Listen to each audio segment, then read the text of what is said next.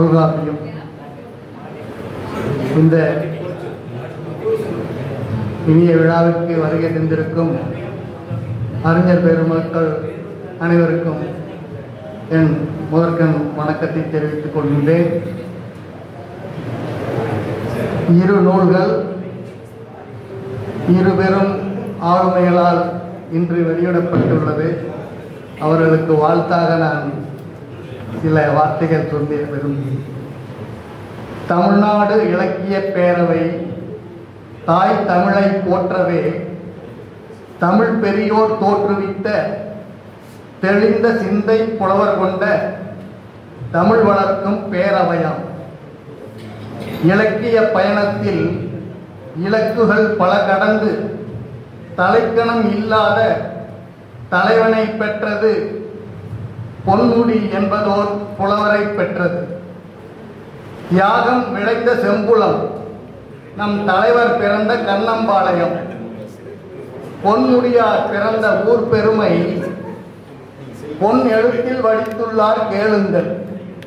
புலவர் அவர்கள் கவிதை வரிகளில் அமுதே வழிகாட்டு அவர்தம் நூலில் அமுதாய் பொழியும் வரிகளை சுவையுங்கள் இதோ. குளத்தோரம் தாளம்பூ காடிருக்கும், கொடிக்காலும் தோப்புகளும் கொளுத்திருக்கும். களத்தோரம் அறுவடைக்கு நெல்லிருக்கும், கார்மேகம் போல் பூத்து கரும்பிருக்கும். கிளிக்கூட்டம் சில்லென்று பறந்து போகும், கிழக்காகம் செம்போத்து முணுமுணுக்கும். இளக்காரம் பெண்டுகளின் சாடை பேச்சில் ஏரோட்டும் மாமன் மனம் சேரடிக்கும். இளக்காரம் பெண்டுகளின் மாமன் சாடை பேச்சில் ஏரோட்டும் மாமன் மனம் சேரடிக்கும்.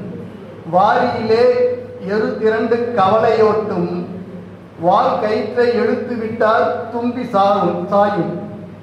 நீரினிலே குற்றாலம் சீறிப்பாயும், நீராடும் வாய்க்காலில் பறவை கூட்டம். ஏரியிலே இலந்தை மரம் மாடு மேய்க்கும் இலசுகளின் ஏகாந்தம். ஆட்டம் பாட்டம் தூரிகையில் வரைந்து வைத்த ஓவியம் போல் தோன்றுதுபார் எல்லாமே பழைய காலம்.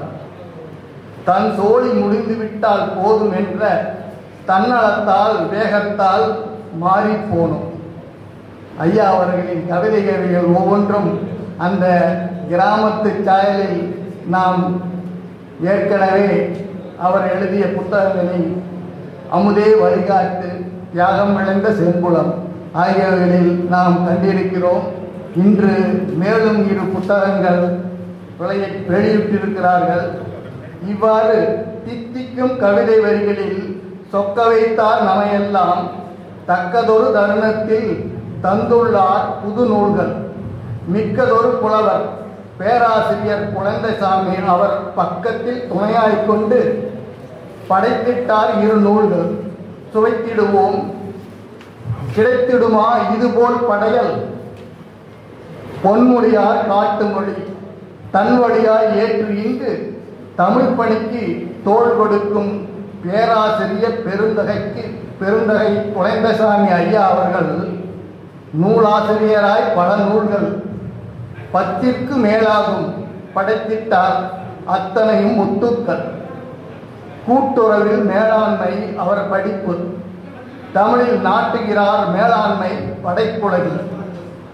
ஏற்றமிகு பதிவாளர் காந்திகிராம் பல்கலையில் காட்டுகிறார் தம் உணர்வை தமிழ் மொழியில். மீட்டுகிறார் தனித்தமிழை சங்கம் தொட்டு. தூய தமிழ் பற்றாளர் விருது பெற்றார். நேயமிகு பண்பாளர், நேர்மை மிகு கல்வியாளர். ஆங்கிலத்துடன் கூடிய அறிஞ்சொற்குவை. ஆங்கிலத்தில் அருந்தொகையில் அதிர்வலைகள்.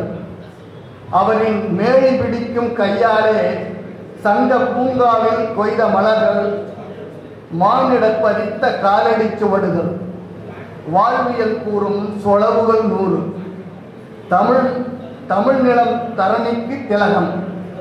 புதுநெறி வெண்பாக்களோடு இன்று புதிதாய் சேர்க்கிறார் தமிழுக்கு அணிகள். சங்ககால தமிழ் சமுதாயம் கொண்டருங்கி கோமான். இலக்கிய பேரவை எனும் கப்பலை இலகுவாய் இயக்கும் மாலுமி பொன்முடியார். பல திறன் கொண்ட பெரியோர் அவையில் தனித்திறன் கொண்ட தகைசால் பேராசிரியர் முனைவர் குழந்தசாமி இணைந்தார் இங்கே. இனிமேல் தண்டமிழுக்கு என்ன தடை? தமிழ்நாடு இலக்கிய பேரவைக்கு ஏது தடை? பொன்முடியார் கேட்கின்றார். ஆற்றில் அலையிருக்கும், ஆழியிலே முத்திருக்கும், காற்றில் ஏக்கம் கடிதிருக்கும். தோற்றம் போல் ஒண்டமிழ் நாட்டில் உயர்தமிழே வேண்டுகிறோம், தண்டமிழுக்கு என்ன தடை? ஐயா குழந்தசாமி ஐயா கேட்கின்றார். ஆய்ந்தறியும் உண்மைகளும் ஆன்ற நற்செய்திகளும் போய்ச்சேர வேண்டுமே பல்லோர்க்கும். தோய்ந்து இங்கு மண்டியதே ஆங்கிலத்தின் மேட்டிமை, மாற்றிடவே தண்டமிழுக்கென்ன தடை? ஆன்ற ஆளுமைகள் ஒன்றாய் தோன்றினர் தடை உடைக்க. இங்கே இலக்கிய பேரவைக்கு இன்னும் சேர்ந்திடும் அறிஞர் படை. நன்றி, வணக்கம்.